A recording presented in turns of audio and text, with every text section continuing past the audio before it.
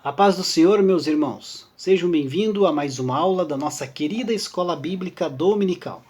E hoje dando prosseguimento aos estudos do primeiro trimestre de 2021, aqui na classe dos jovens.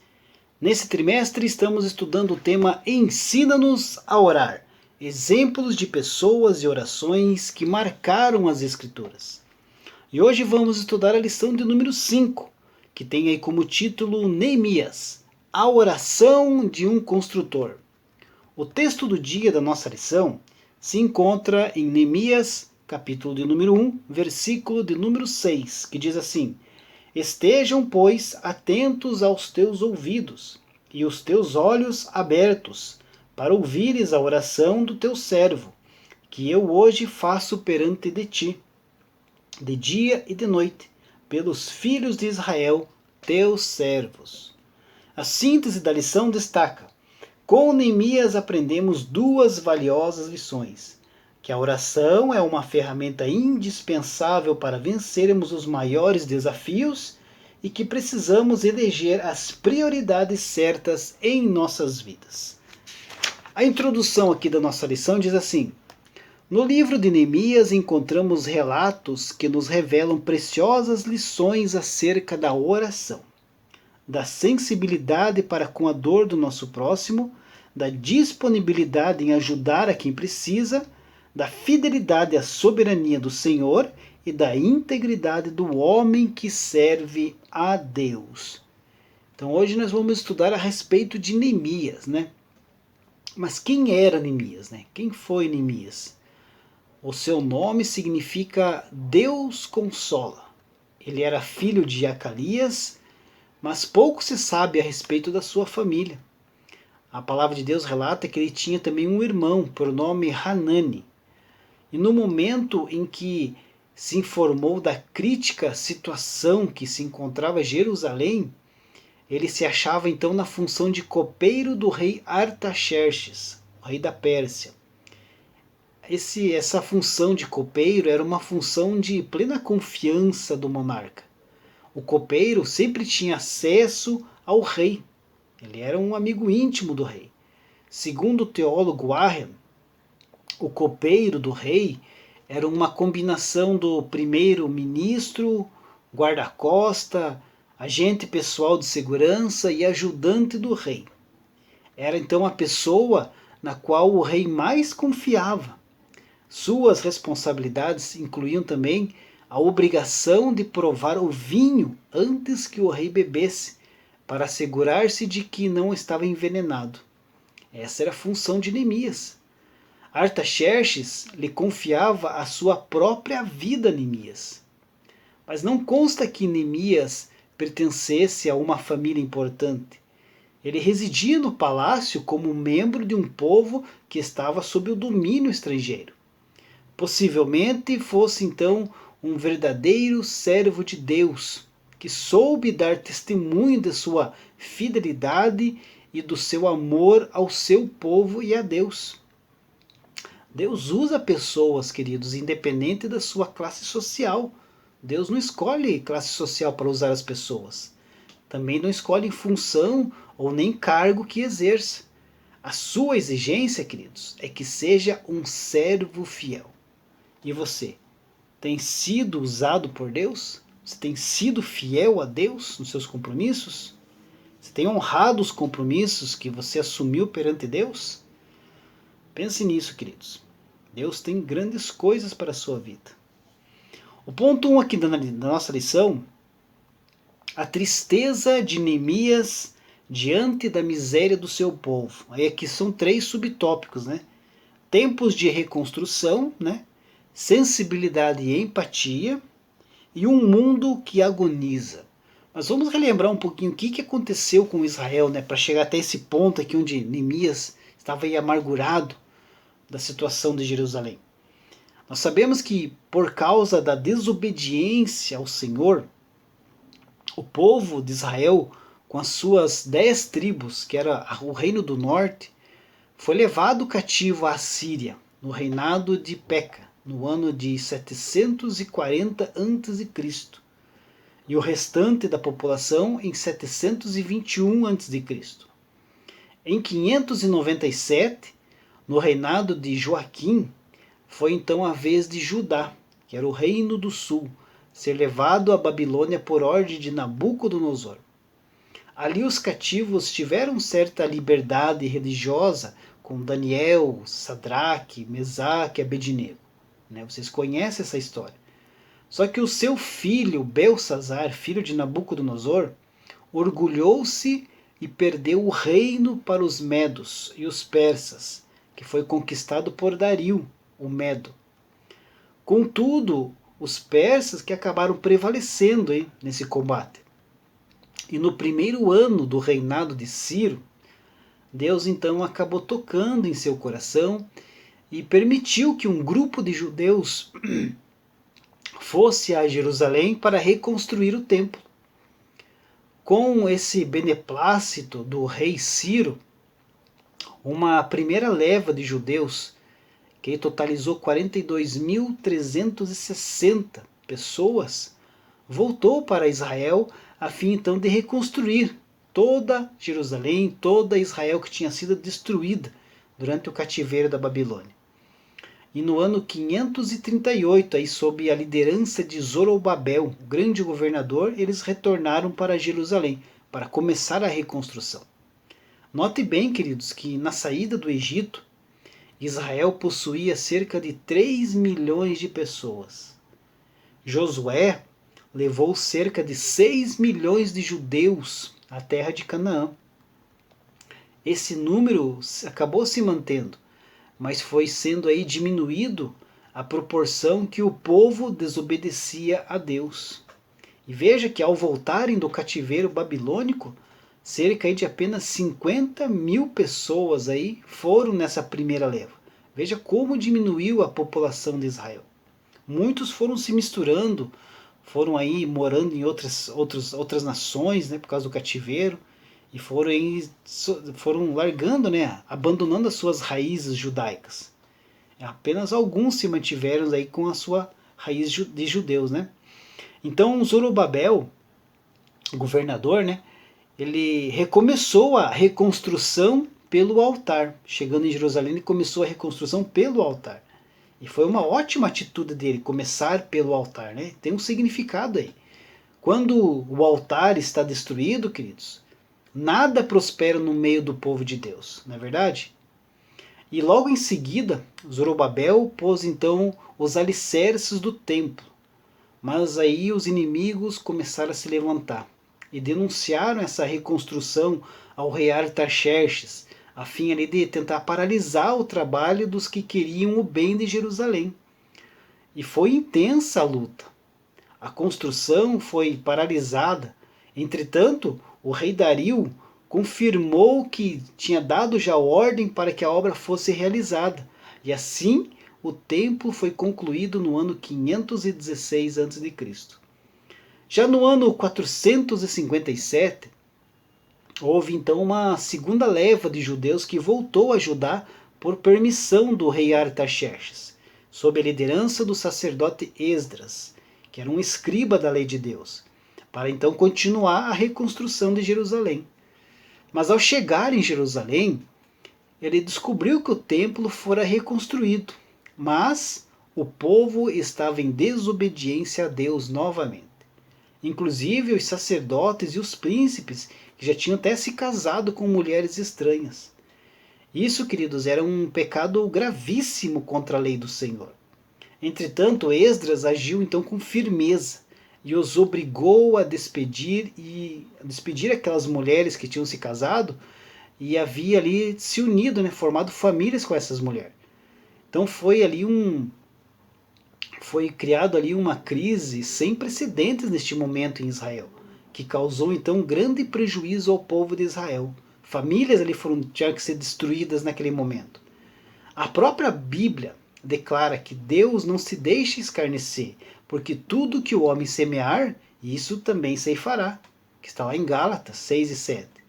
E no ano 445 a.C., o irmão de Neemias, que fazia parte aí dessa leva, ele retornou de Judá, juntamente com alguns companheiros. E da terra desolada, eles trouxeram na sua bagagem mais do que pertences pessoais.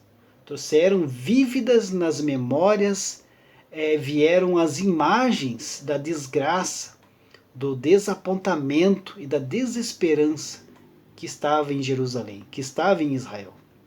A respeito do que eles viram lá em Jerusalém, aqueles jovens então relataram destruição, tristeza por todos os cantos da cidade.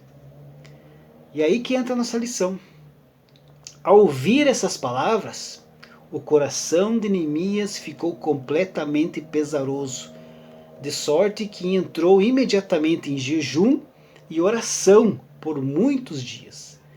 Ele se humilhou pedindo ao Senhor que ele pudesse encontrar favor diante do rei e depois disso fosse dispensado para viajar para Jerusalém, então na intenção de ser usado por Deus de alguma forma. Ele se colocou à disposição de Deus para terminar a reconstrução que tinha sido parada e Jerusalém estava em ruínas novamente. A postura de Neemias, queridos, é um exemplo para todos nós. Ao ouvir sobre Judá e Jerusalém, o seu coração encheu-se de sentimentos essenciais aos que desejam ser usados por Deus. E buscou então as formas para fazer algo que estava muito além do seu alcance. Mas com muito jejum e com muita oração, o jovem entregou-se a uma estratégia infalível para aqueles que almejam o impossível.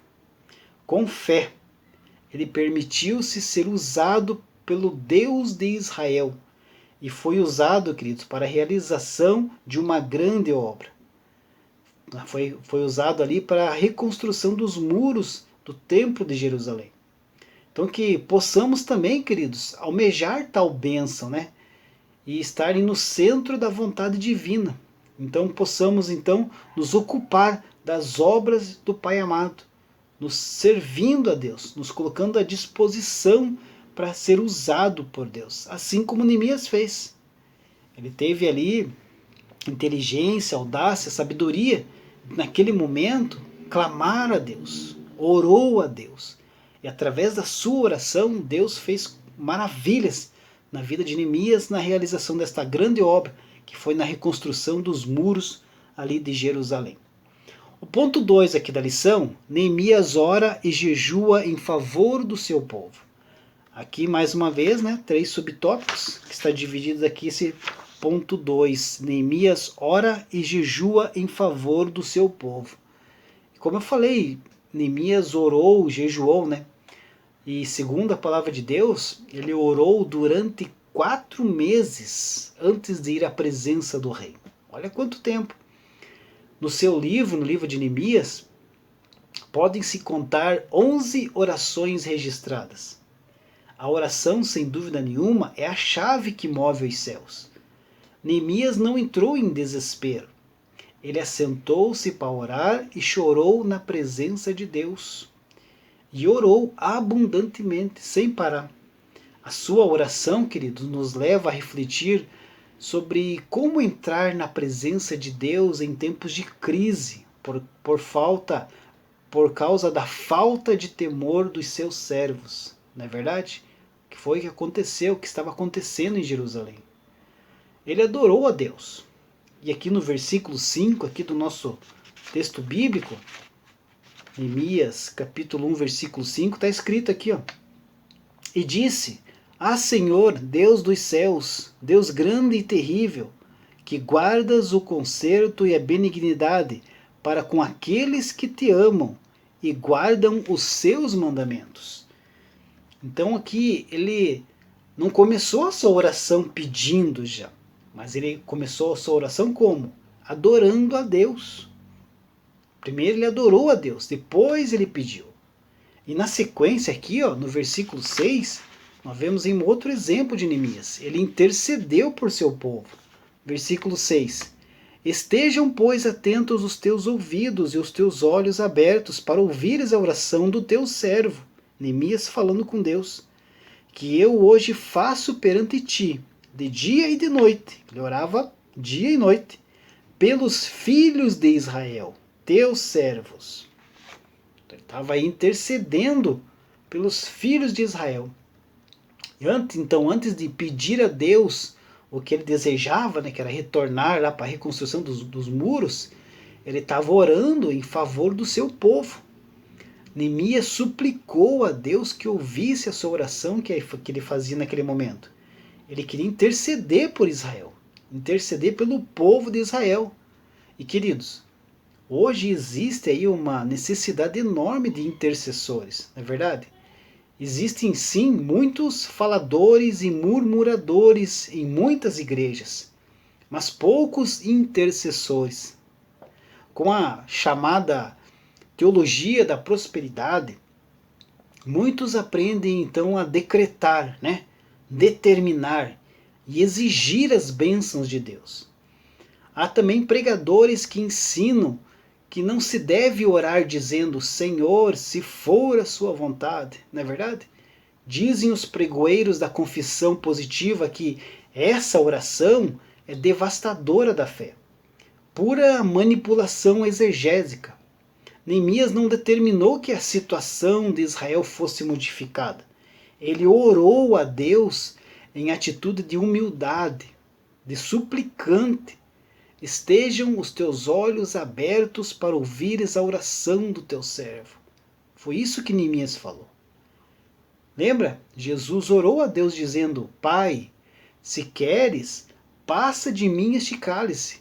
Todavia, não se faça a minha vontade, mas a tua vontade. Jesus estava falando para fazer a vontade de Deus, não estava determinando Deus. Não estava mandando em Deus. Deus nos ouve, não porque decretamos ou exigimos, mas se for a sua vontade. E esta é a confiança que temos nele, queridos. Que se pedirmos alguma coisa, segundo a sua vontade, ele vai nos ouvir. Observe bem essa passagem em 1 João 5,14 que eu acabei de citar. Se pedirmos. Então nós temos que pedir. Hoje, mais do que nunca, queridos, há necessidade de oração intercessora pelo nosso povo. Oração intercessora pela nossa nação, pelos nossos governantes. O grau de corrupção moral e desregramento dos costumes e das práticas humanas é tão grande que o que se fazia em Sodoma e Gomorra parecia coisa de adolescente perdido. Infelizmente. Todo o tecido social, desde os níveis mais simples aos mais altos escalões do governo, estão envolvidos na corrupção. E além da corrupção de conhecimento público, os governos abertamente posicionam-se contra os princípios sagrados emanados da palavra de Deus. Neemias orou, chorou, jejuou, se colocou na presença de Deus. Então, queridos, também precisamos orar, chorar, jejuar, nos colocar na presença de Deus pelo nosso país, queridos, antes que seja tarde demais. O ponto 3 aqui da nossa lição, partindo já para o final, né? Os resultados da oração de Neemias. Aqui nós temos a resposta do copeiro do rei, as adversidades ao longo do caminho, né? E a finalização da obra ali, da reconstrução dos muros de Jerusalém. Então aqui, queridos, olhando assim a situação, né, parecia tudo assim, tudo difícil para ser feito nessa obra aí, que foi criado na mente de Neemias ali, né, de reconstrução dos muros, né, voltar lá para restaurar Jerusalém. Parecia tudo tão difícil, né? Notícias tão perturbadoras a respeito do que acontecia com o povo de Deus. Estava chegando a todo momento. Um simples copeiro, né, como era Neemias, ainda que ele fosse honrado, ele preocupou-se em agir. E o que Neemias fez? Neemias orou. Ele orou a Deus e também ele entrou em ação.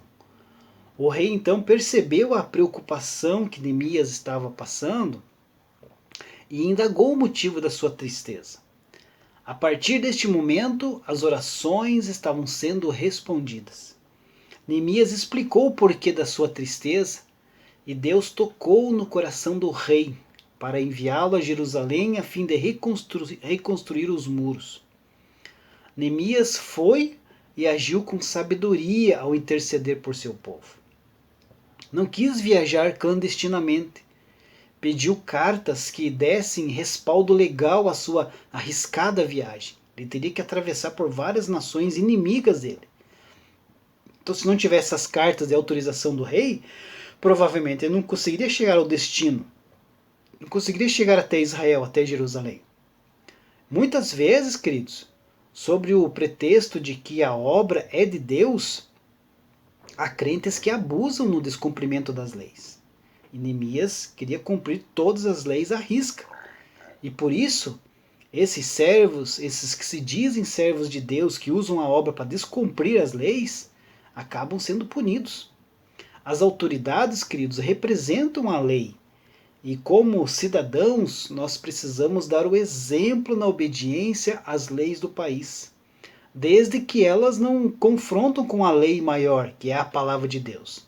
Então o cristão deve ser cumpridor das leis de seu país, e foi isso que Neemias fez.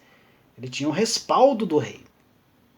E logo que Neemias chegou a Jerusalém, o trabalho já teve início. Neemias não perdeu tempo. Em 3 dias ele empreendeu uma grande pesquisa do perímetro exato da cidade, para, com os números exatos em suas mãos, poder então determinar os passos necessários para a reconstrução dos muros. E imediatamente os líderes se aproximaram e se dispuseram a ajudar naquela tarefa, de maneira que a obra não tardou a começar. E os muros foram levantados.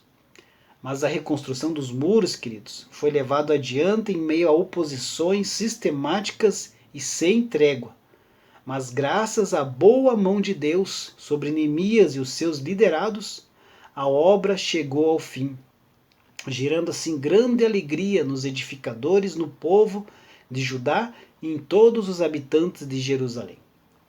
Terminada a reconstrução, o santuário fora levantado e o culto foi restaurado, incluindo a celebração da Páscoa no tempo do escriba Esdras.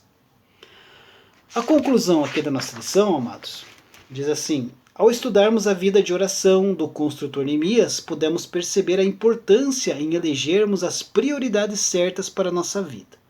De todas as formas possíveis, diversas pessoas tentaram desviar a atenção de Neemias, que foram as oposições que ele recebeu, e impediram de concluir a construção dos muros. Mas o copeiro governador venceu o seu desafio. Deus abençoe a sua vida. E até a próxima lição, se Deus assim permitir.